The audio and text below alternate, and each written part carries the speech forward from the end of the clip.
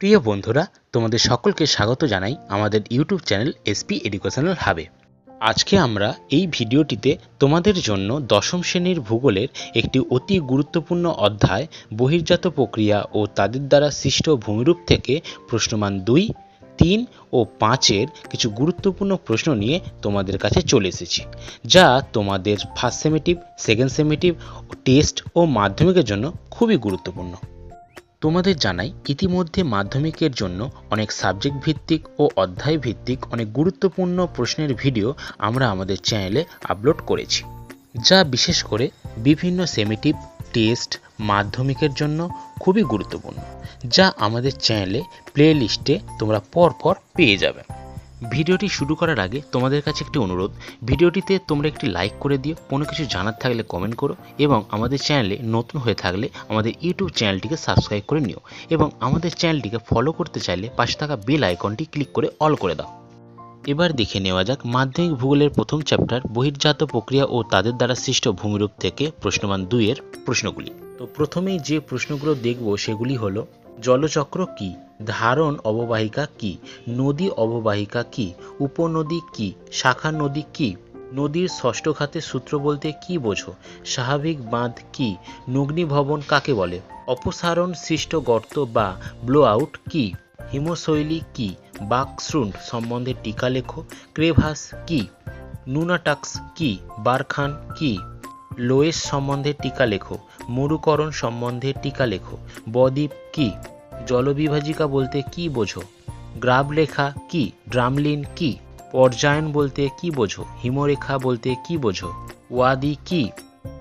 মরুভূমি সম্প্রসারণে রোদের দুটি উপায়, পাখির পায়ের মতো বদ্বীপ কিভাবে গঠিত হয়, সমপ্রায় ভূমি ও মোনারণক কি, লগ্নিভবন কাকে বলে, প্রপাতকূপ কাকে বলে, মন্থকূপ কি, ষষ্ঠ ঘাতের সূত্র কি। ভারতের দুটি জলবিভাজিকা অঞ্চলের নাম লেখো, বালিয়ারি কি, ধ্রিয়ান কি, পেডিমেন্ট কি, প্লাবনভূমি ও স্বাভাবিক বাঁধ কি, প্লাবনভূমির গুরুত্ব, পৃথিবীর দুটি শীতল মরুভূমির নাম লেখো, নদীবাঁক বা মিয়েন্ডার কাকে বলে, ডিমের ঝুড়ির ভূমিরূপ কি, ঘোড়ামারা দ্বীপটির বেশিরভাগ অংশ ডুবে যাওয়ার কারণ কি, দক্ষিণ গোলার্ধে দুটি উষ্ণ মরুভূমির নাম লেখো, অশ্বক্ষুরাকৃতির হ্রদ কি, আর্ঘ কি, বহির্বিধৌত সমভূমি কাকে বলে, কেটল হ্রদ কি, হিমদ্রোণী কি, ফিয়র্ড কি, মেসা ও বাটে কি, এরিটি কি ও দোয়াব কি। তো এই ছিল তোমাদের বহির্জাত প্রক্রিয়া ও তাদের দ্বারা সৃষ্ট ভূমিরূপ থেকে 2 নম্বরের কিছু গুরুত্বপূর্ণ প্রশ্নগুলি। এবার আমরা এই অধ্যায়ের প্রশ্নমান 3-এর কিছু গুরুত্বপূর্ণ প্রশ্নের ওপর দৃষ্টিপাত করব।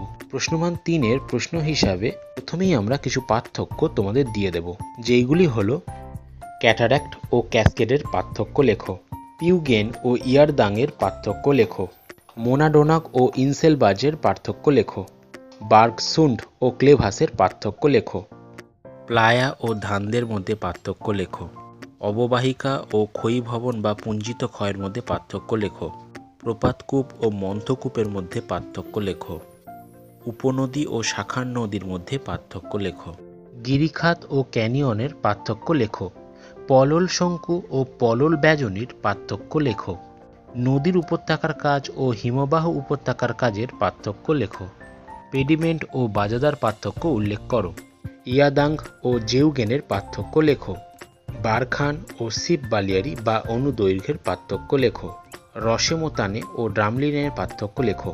এটা কিন্তু খুব ইম্পর্টেন্ট একটি পার্থক্য। এবং আরেকটি হলো, অবরোহণ ও আরোহণের মধ্যে একটি পার্থক্য লেখো। এই ছিল 3 নম্বরের কিছু পার্থক্য, যা একটিও বাদ দিলে চলবে না। এবার আমরা এই অধ্যায়ে 3 নম্বরের কিছু প্রশ্ন দেখে নিই।